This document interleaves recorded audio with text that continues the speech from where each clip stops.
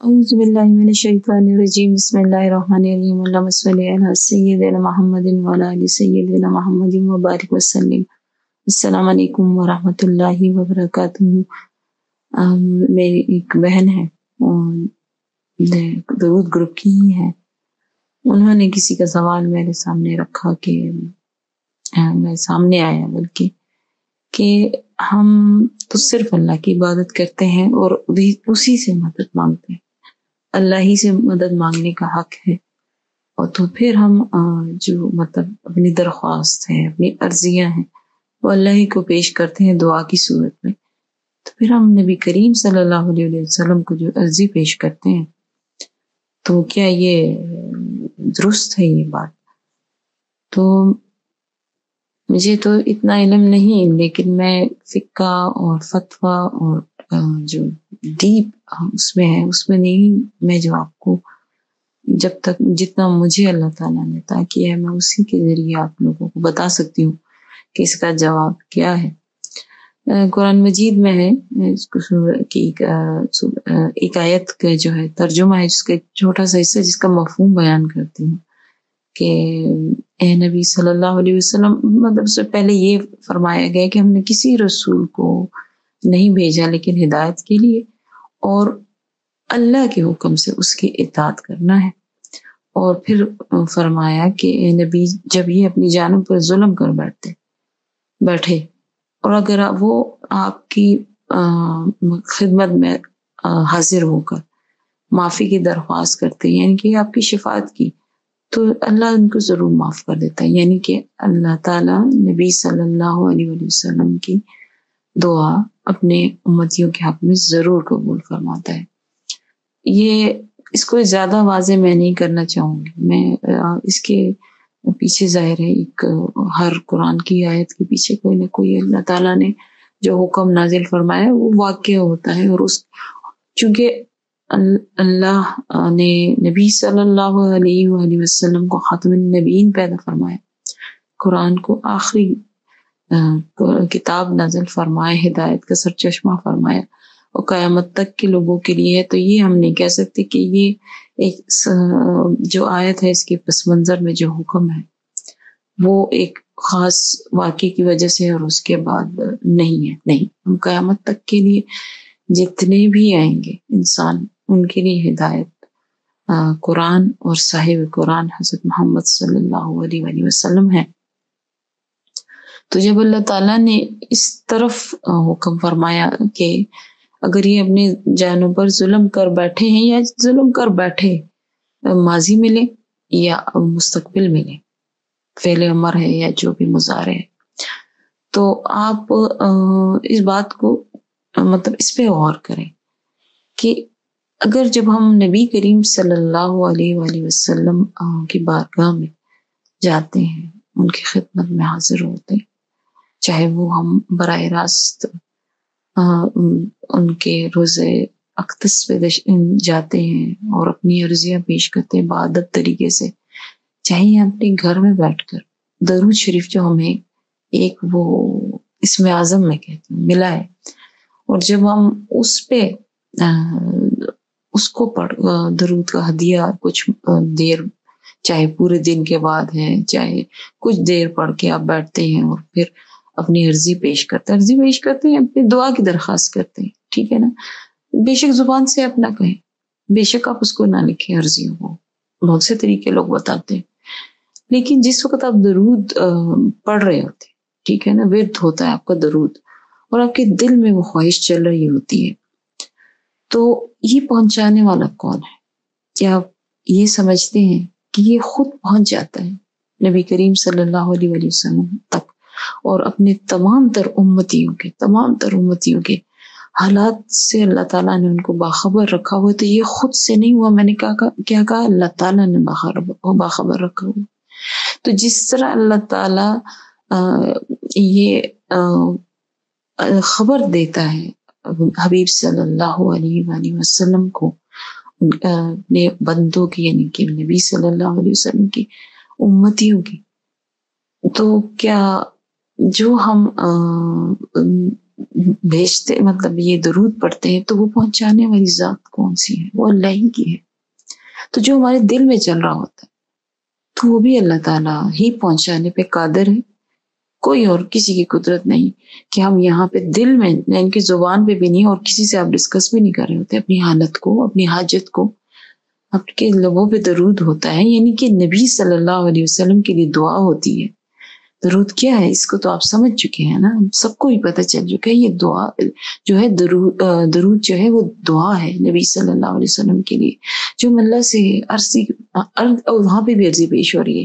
عرض کرتے ہیں کہ یا اللہ ہم اس قابل نہیں، آپ کے شان کے مطابق اور آپ کی نبی کی شان کے مطابق ان پہ یہ درود ان کے دعا کو ہم بھیج سکیں. اس لیے ہم آپ سے ریکویسٹ کرتے ہیں اور دست بدستہ درخواست کرتے ہیں کہ آپ اپنے حبیب صلی اللہ علیہ وسلم پر اپنی شان کے مطابق اور ان کی شان کے مطابق جو صرف آپ علم رکھتے ہیں درود السلام کا ہمارا ہدیہ پیش کر دیں کہ ہم اسی طرح درود السلام آپ کی خدمت اقدس میں پیش کرنا چاہتے ہیں یا رسول اللہ صلی اللہ علیہ وسلم، جس طرح اللہ تعالیٰ چاہتا ہے، جس طرح اللہ کی شان ہے، جس طرح آپ کی شان ہے. لیکن ہم بہت ہی حقیر ہیں، ہمارا علم بے حد ہی کم ہے، بہت ہی محدود ہے. تو وہ ان شانوں کو نہیں جان سکتے، ان قدرتوں کو نہیں جان سکتے. تو اس لیے ہم اللہ سے ہی جو قدرت رکھنے والا ہے، جو شانوں والا رب ہے، جس کے علم میں کل کائنات ہر چیز کا علم ہے، کیونکہ خالق ہے، اپنی مخلوق کی ہر چیز سے باخبر ہے، اس نے پیدا کی، اسے پتہ ہے. تو اس لیے ہم اللہ کے دربار میں عرض کرتے ہیں کہ اللہ آپ بھیجیں درود السلام کا ہدیہ جس طرح آپ چاہتے ہیں، جس طرح آپ کی شان ہے، جس طرح آپ کے حبیب کی شان ہے. تو اس سے پھر جب آپ درود پڑھتے ہیں تو آپ کا ایمان یہی ہوتا ہے نا کہ یہ درود خود سے نہیں پہنچتا، پہنچانے والی ذات رب کی ہے. آپ کے دل اور آپ کے حالات، آپ کے دل کے حالات، آپ کے ظاہری حالات یعنی کہ آپ کے باطنی حالات، وہ بھی کسی کی اوقات نہیں کہ وہ نبی صلی اللہ علیہ وسلم کے سامنے ظاہر ہوں، پیش ہوں. وہ صرف اللہ ہی کرتا ہے. اس چیز کو چھوڑ دیں کہ کس طرح کرتا ہے، کیا طریقہ کار ہے. آپ کو جتنا جاننے کا کہا گیا ہے اتنا جان لیا کریں. یہ میں بات کیوں کہہ رہی ہوں؟ کیونکہ زیادہ کھوج نہیں لگانی چاہیے. ٹھیک ہے، ہم تو جو ہمیں دین ملا ہے نا، اسلام ملا ہے نا، وہ گھروں میں بیٹھے بغیر کسی کوشش کے پیدائشی طور پہ ہم مسلمان ہیں. تو پھر وہاں پہ اللہ اور رسول کا حق بنتا ہے کہ یہاں پہ آپ لاجکس نہ چلائیں، یہاں پہ یہ کہیں بس یہ اللہ کا حکم ہے، کرنا ہے.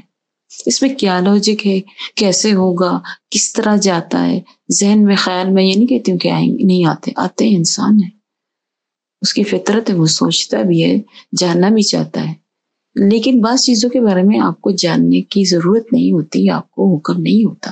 جتنا جاننے کا حکم ہے اتنا کیجیے، اتنا جانیے، اتنی کوشش کیجیے ان کے بارے میں.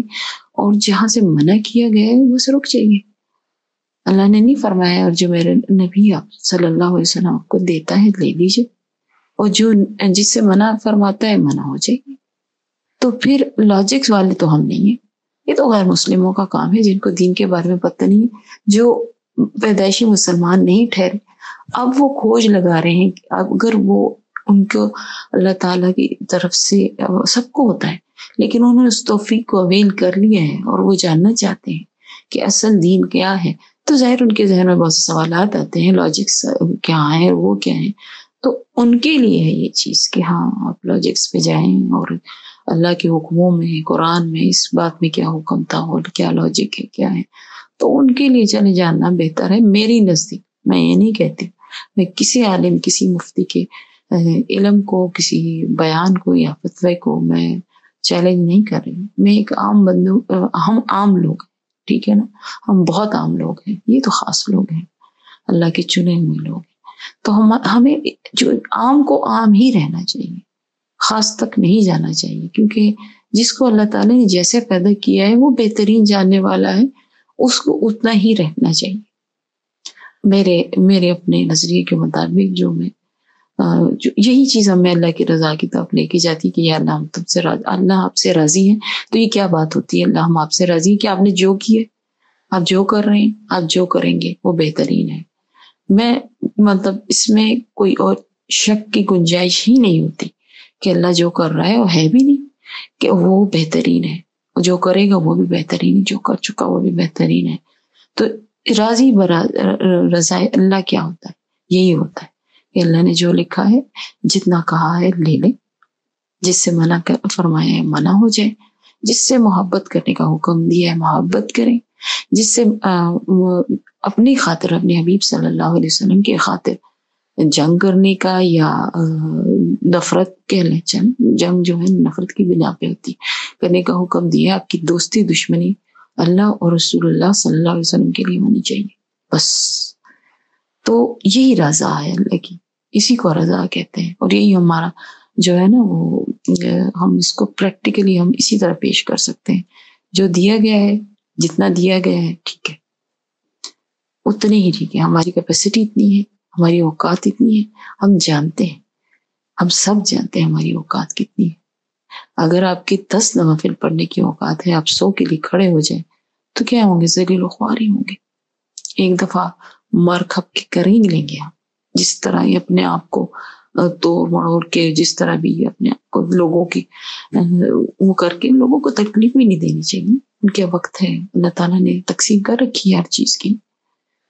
تو وہ پھر کتنے دن آپ جاری رکھ سکیں گے؟ اس روٹین کو نہیں رکھ سکیں گے تو اپنے فطرت کے خلاف گئے. آپ کی ایک جسم کی فطرت اللہ نے بنائی ہوئی ہے، آپ کی اتنی طاقت ہے کہ آپ 10 نوافل پڑھیں، آپ 100 کے لیے کھڑے ہو جاتے ہیں اور روز کھڑے ہو جاتے ہیں. تو بہت جلد آپ جو ہے نہ 10 کے رہیں گے، نہ 100 کے رہیں گے، اور نہ کسی اور کے رہیں گے. تو اللہ ہر ایک اپنی اوقات کو جانتا ہے، چاہے جو کام بھی ہے. تو اس لیے جب آپ کو کہہ دیا گیا ہے کہ نبی صلی اللہ علیہ وسلم کے لیے درود و سلام کا حکم دیا گیا ہے تو بھیجے. دل میں خواہشات رکھے، زبان پہ آپ کی دل میں خواہشات مطلب دل میں دعائیں حاجتیں رکھیں، اور زبان پہ آپ درود و سلام ہو. آپ نبی صلی اللہ علیہ وسلم کی شفاعت چاہیں. ان کے شفاعت کیا ہے؟ دعا کی درخواست ہے. ٹھیک ہے، شفاعت بھی تو دعا کی درخواست ہے. شفیع مہربانی کیا ہوتی ہے؟ کہ آپ کے لیے کوئی ایسی مہربانی ہو جائے جو جس مشکل میں ہے، چاہے وہ دنیا ہے، آخرت ہے، روز قیامت ہے، وہ آپ اس میں سے نکل جائیں. شفاعت اسی کو کہتے ہیں نا، اللہ سے کی بارگاہ میں عرض کریں گے نبی صلی اللہ علیہ وسلم اللہ کے حکم سے، اور کہ میرے اس امتی کو روز قیامت کی بات کر رہی ہوں، یہ جہنم سے نجات دے. سب سے بڑا عذاب، سب سے بڑی مشکل تو روز جزا یہی ہے نا، جہنم کی طرف جانا. تو اس سے خلاصی آپ کو مل جائے تو آپ کی شفاعت نبی کریم صلی اللہ علیہ وسلم کی شفاعت آپ کے حق میں قبول ہو جائے گی. اسی طرح یہ تو نہیں ہے کہ وہ حکم صرف آخرت کے لیے، اس دنیا میں ہم دنیا میں آئی ہیں اچھی آخرت کمانے کے لیے، تو ہمیں یہاں پہ بھی تو اپنے نبی صلی اللہ علیہ وسلم کی شفاعت کی ضرورت ہے، دعاؤں کی ضرورت ہے. تو جب ہم اپنی عرضیہ پیش کرتے ہیں اپنے لبوں پہ تو اس سوچ کے ساتھ کرتے ہیں کہ اللہ تعالیٰ ہمارے کہ یہ اللہ آپ ہی نے حکم فرمایا ہے کہ ہم جب اپنی جانوں پر ظلم کر بیٹھتے ہیں تو ہم نبی صلی اللہ علیہ وسلم کی طرف دوڑیں، ان سے دست بدستہ ہو کر ادب کے ساتھ اپنے لیے شفاعت کی اور اس تکلیف کی، اس گناہ سے معافی کی درخواست کے لیے عرضی پیش کریں کہ نبی صلی اللہ علیہ وسلم کیونکہ محبوب ہیں آپ صلی اللہ علیہ وسلم آپ کے، تو آپ ان کی وہ شفاعت، وہ عرضی، وہ دعا میرے حق میں قبول فرما دیں. اسی نیت سے کرتے نا، یہ تو نہیں نیت ہوتی نا کسی کے بھی، میرے خیال میں کسی ایمان والے کی یہ نیت نہیں ہوتی کہ بس اللہ کو چھوڑ کے ہم نے نبی صلی اللہ علیہ وسلم کے در پہ جانا ہے اور وہاں سے کام جو ہے ہوں گے. نہیں، وہاں سے ڈائریکٹ کام نہیں ہوتے. ڈائریکٹ تو اللہ کی ذات ہے، پہنچانے والی ذات آپ کی رب کی ہے. تو پھر کیسے ہو سکتا ہے کہ کام کرنے والی ذات بھی کوئی اور ہو؟ وہ بھی رب کی ہی ہے. تو اس سوچ کے ساتھ جب بھی آپ کوئی اپنے لیے دعا نبی صلی اللہ علیہ وسلم کی چاہے روزہ اقدس پر موجود ہوں اور براہ راست مانگ رہے ہوں، یا پھر آپ گھر میں بیٹھ کر درود پڑھ کر اپنے دل میں اپنے رب سے مخاطب ہو کر نبی صلی اللہ علیہ وسلم کے دربار پہ پہنچ جائیں، تو سمجھ جائے کہ اللہ نے ہی آپ کو پہنچا ہے. جس کے حکم سے آپ کا دل دھڑک نہیں سکتا، وہ خواہش کیسے کر سکتا ہے؟ وہ رابطہ کیسے کر سکتا ہے؟ کچھ بھی نہیں ہو سکتا اللہ کے حکم کے بار کرنے والی ذات میرے رب کی ہے. ہاں، دعا کرنے والی ذات میرے حبیب صلی اللہ علیہ وسلم کی ہے اللہ کے حکم سے. تو اپنے ذہنوں کو جو یہ وسوسے ہیں، یہ شیطانی وسوسے ہیں، اس سے نکالیں، اس کو صاف کر دیں. ایسا نہیں ہوتا. اس سوچ کے ساتھ رکھیں کہ جو کچھ کرنے والے ہیں وہ میرا رب ہے. اپنے حبیب صلی اللہ علیہ وسلم بہت محبوب ہے میرے اللہ کو، بہت محبوب ہے. آپ اس کا اندازہ نہیں کر سکتے. تو جب محبوب دنیا میں ہم دیکھتے ہیں نا، ایک ماں ہے جو چلے ماں کو چھوڑ کے، تو ماں تو بعد میں آتی ہے.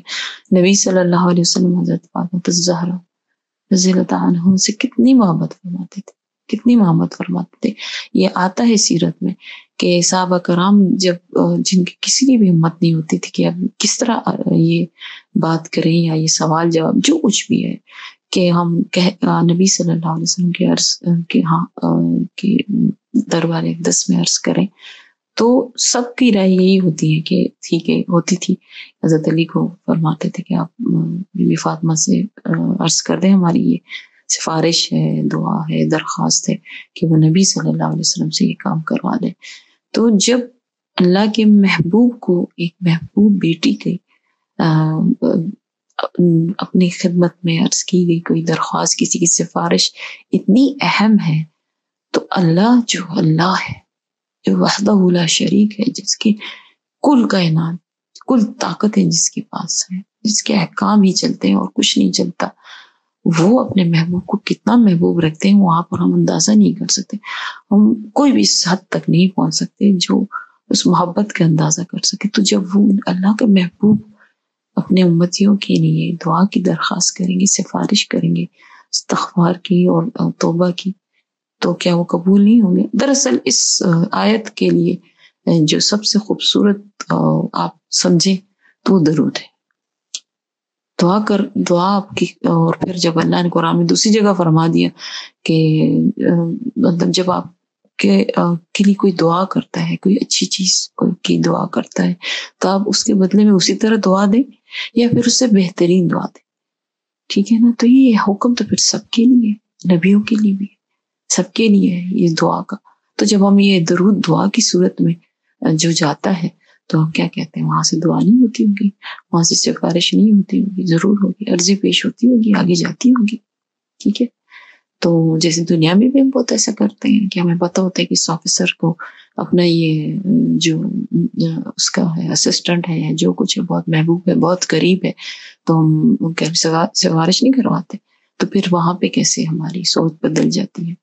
تو ایسے ہی ہے کہ کرنے والی ذات میرے رب کی ہے، منظوری وہیں سے آتی ہے، طاقت وہیں سے آتی ہے، عرضی جو توفیق وہیں سے ملتی ہے.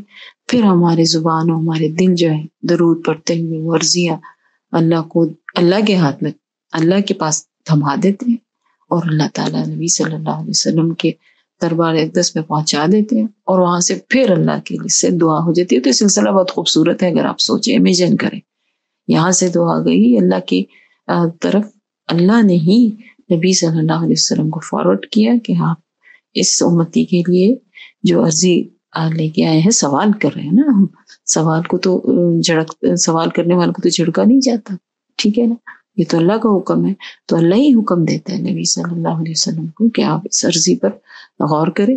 نبی صلی اللہ علیہ وسلم بے شک اپنے اللہ کے سب سے زیادہ حکم ماننے والے اور محبت کرنے والے، وہ اللہ کے یہاں ہماری عرضیاں پیش کرتے ہیں. دعا کی درخواست ہوتی ہے، ہماری جو دعا کی درخواست ہوتی ہے، نبی صلی اللہ علیہ وسلم جب ہمارے لیے دعا کر فرما گئے تو سمجھ گئے آپ کے بیڑے پار.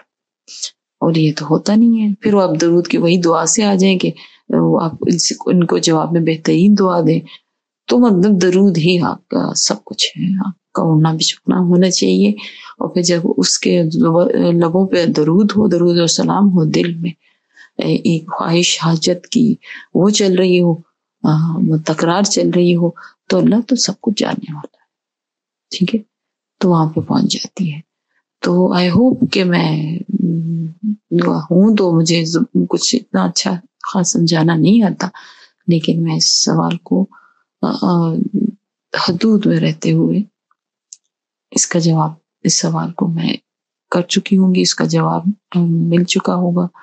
اگر نہیں ہوا، مطلب واضح کر پائی تو اس کے لیے بہت معذرت خواہ ہوں، کیونکہ میں بہت محدود میرے پاس الفاظ ہوتے ہیں، ان کے جادو جو ہوتے ہیں وہ تو کوئی اور ہوتے ہیں، الفاظ کے جادوگر، جو ادھر الفاظ ان کی زبان سے ادا ہوتے ہیں ادھر جادو چل جاتا ہے لفظوں کا، دوسرا مطلب نہ چل کوئی لے لے۔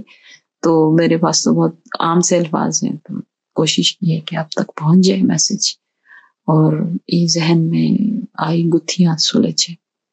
اللہ ہم سب کا حامی و ناصر ہو، اللہ ہم سب کی پریشانیوں کو دور فرمائے۔ بس ایک ہی میں آپ کے لیے دعا بھی کرتی ہوں، اور ایک آپ سے ریکویسٹ بھی ہے کہ جب آپ بہت زیادہ کسی چیز کے لیے کوشش کر لیں اور بہت زیادہ آپ کے دل میں آ جائے، دل میں بھی آ رہا ہو، سب کچھ ہو رہا ہو، لیکن پھر بھی دعا اور سب کچھ کے باوجود بھی آپ کو قبولیت نہ مل رہی ہو، تو سمجھیں کہ آپ کے لیے اس میں خیر نہیں ہے، ابھی کے لیے خیر نہیں ہے، کل کے لیے یہ تو رب ہی جانتا ہے۔ لیکن بہترین چیز یہی ہوتی ہے کہ اللہ سے یہ دعا مانگ لی جائے کہ جو آپ کو کی رضا ہے، جو آپ کے حبیب صلی اللہ علیہ وسلم کو محبوب ہے، وہ مجھے محبوب ہے، وہ مجھے عطا کر دیں، اور وہ نعمت میں مجھے برکتیں عطا کر دیں اور قبول کر لیں۔ اور جو آپ کو پسند نہیں، اس میں آپ کی رضا نہیں، چاہے وہ سوچنے کی حد تک ہے یہ چیز، اگر میری سوچ بھی ایسی ہے جس میں آپ کی رضا نہیں، آپ کے محبوب کے محبت نہیں، تو مجھ سے دور فرما دیں۔ یقین کریں زندگی ایسی پرسکون ہو جاتی ہے، بس اللہ سے بندہ راضی ہو جاتا ہے۔ جب بندہ اللہ سے راضی ہوتا ہے تو یہ نشانی ہے اللہ بھی اس بندے سے راضی ہے۔ تو اللہ تعالیٰ سب کو اللہ اپنے رب سے راضی رکھے، اور اللہ تعالیٰ ہم سب کو بے انتہا نہ کروڑوں نہ خربوں، اس کی کوئی انتہا نہ ہو، اتنا درود السلام اپنے حبیب صلی اللہ علیہ وسلم پر بھیجنے کی توفیق، طاقت، استقامت اور قبولیت عطا فرمائے۔ السلام علیکم ورحمۃ اللہ وبرکاتہ۔